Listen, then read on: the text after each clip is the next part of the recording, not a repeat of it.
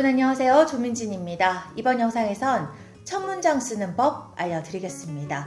모두 6가지 꼽아 볼 겁니다. 늘 시작이 제일 어렵잖아요. 그쵸? 시작 유형을 대충 알고 있으면 글을 쓰기가 한결 편해질 겁니다.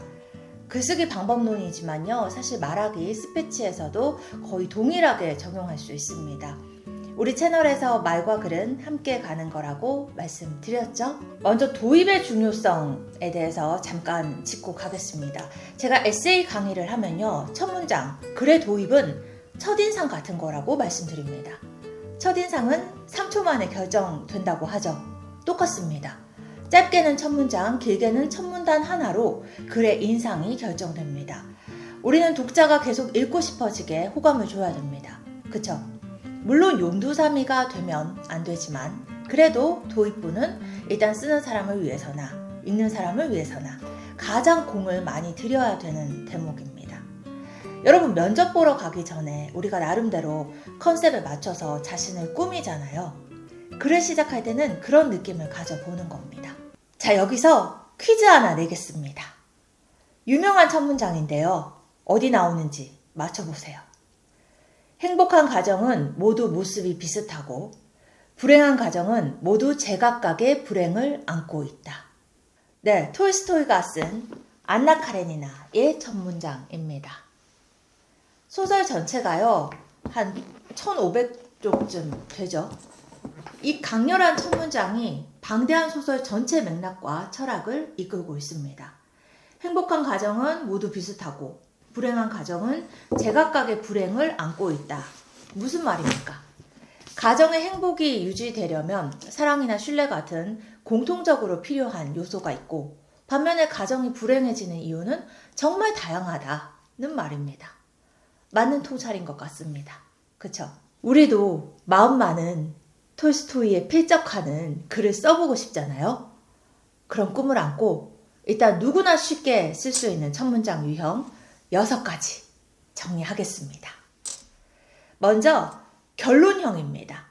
첫 줄에서 바로 핵심을 던지는 겁니다. 직전에 예로 든 톨스토이의 안나 카레니나 첫 문장도 여기에 해당됩니다. 작가의 시선이 담긴 명제나 법칙을 강력하게 선포해서 독자의 주의를 확 끌어당기는 방식이죠. 결과적으로 그 전체 주제를 압축해서 먼저 제시하기 때문에요. 독자 입장에서는요. 결론을 미리 얻는 거죠.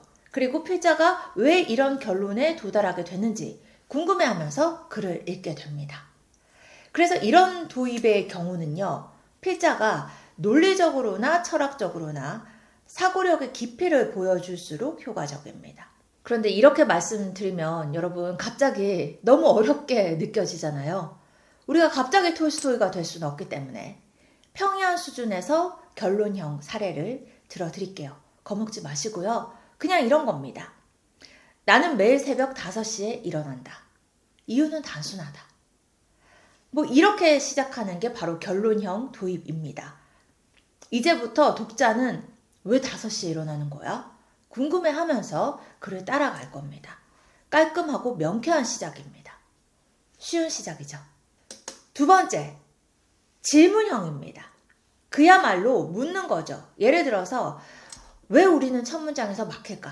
이렇게 질문으로 시작하는 겁니다. 필자가 질문을 던지면 독자는 자기도 모르게 따라 생각하게 됩니다. 나는 의문을 던졌으니까 이제 답을 써내려가면서 글을 완성하면 됩니다. 쓰는 사람 입장에서도 전개하기 쉽고 글의 탐구적인 성격도 강화되는 방식이지만요. 읽는 사람 입장에서도 자기도 모르는 사이에 답을 생각하게 되면서 실질적으로 글에 참여하게 되는 효과가 있습니다. 성공하기 위해서 가장 중요한 것은 무엇일까? 이렇게 서두를 시작한다면요. 내가 여기에 대해서 성공에 대해서 쓰겠다는 거죠. 필자가 주요 글감을 바로 보여주는 것이고 독자는 여기에 대한 답을 얻을 거라고 생각하고 보다 적극적으로 읽어나가게 됩니다. 쓰는 사람이나 읽는 사람이나 글의 주제에 선명하게 몰입하게 되는 장점이 있습니다. 세 번째, 장면형입니다. 그림처럼 보여주는 시작입니다. 잘 쓰면 아주 재밌어요. 그리고 특히 표현력이 좋을수록 성공적인 도입이 됩니다. 에세이나 소설에서 특히 잘 쓰이는 방식이죠. 예를 들면요. 커서만 깜빡이는 노트북 화면 앞에서 3시간째 앉아 3번째 에스프레소를 비운 순간이었다. 아, 감정이입 되세요, 여러분? 창작의 고통이 느껴지십니까? 이런 장면형 시작은요, 감각적 이미지를 제시하면서 독자의 몰입감을 극대화시키는 방법인데요. 쓰는 입장에서도 쉽고 재밌어요. 여러분, 특히 에세이 장르에서는 글이 되게 안 써질 때 이런 식으로요, 주제와 관련한 장면을 그려보는 방식으로 시작하면요, 의외로 얘기가 자연스럽게 풀릴 때가 많다는 팁을 드립니다. 자, 4번째, 인용형입니다. 쉽게 말해서 내가 읽은 책 속 문장, 유명인의 명언으로 시작하는 겁니다. 이 방법 역시나 필자도 신나고 독자도 재밌어하는 시작이에요. 기본적으로 사람은 인용 문구에 솔깃합니다. 특히 알려진 인물의 워딩에 관심이 많죠. 그래서 명언 콘텐츠가 많잖아요. 그쵸? 저도 명언 좋아해서 웨이트고 채널에서 자주 다루는 거 아시죠? 참고로 글쓰기와 관련해서 제가 애정하는 명언은요, 해밍웨이가 한 말입니다. 문학이란 능력껏 잘 쓰고 시작한 것을 끝내는 것에 불과하다. 쓰는 사람의 마음을 아주 가볍고 겸허하게 만들어주는 정의라고 생각합니다. 아무튼 그래서요, 인용문을 잘 쓰면요, 글의 격도 올라가고 흥미도 유발할 수 있는데요. 다만 지켜야 할 게 있습니다. 첫째, 인용문은 너무 길면 안 됩니다. 짧고 간결한 게 좋습니다. 한 문장, 길어도 2문장이면 차고 넘칩니다. 자칫 길면 효과가 반감되거든요. 작가가 남 얘기만 전하는 듯한 인상을 줄 수도 있기 때문에 조절을 잘 하셔야 됩니다. 2번째, 정확한 인용이어야 됩니다. 무슨 말이냐면요, 인용문의 의미가 내가 말하고자 하는 내용과 주제와 일치해야 한다는 거예요. 잘못 해석해서 엉뚱한 인용을 하면요, 역시 독자의 신뢰가 추락합니다. 3번째는 말씀드렸듯이 기왕이면 널리 알려진 인물, 오래 살아남은 고전처럼 무게감 있는 말을 인용하는 게 좋습니다. 예를 들어서 옆집 언니의 말로 시작하는 글 쓸 수 있는데요. 그건 인용이라기보다는 내 경험담으로 시작하는 리드가 되겠죠. 인용문은 서두뿐만 아니라 본문에서도 적절히 사용하면 좋은데요. 이걸 잘 하려면 자기만의 문장 수집 노트를 하나 만들면 좋습니다.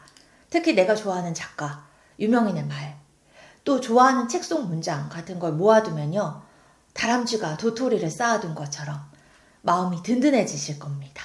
5번째, 이미 말씀드렸어요. 경험담형 시작입니다.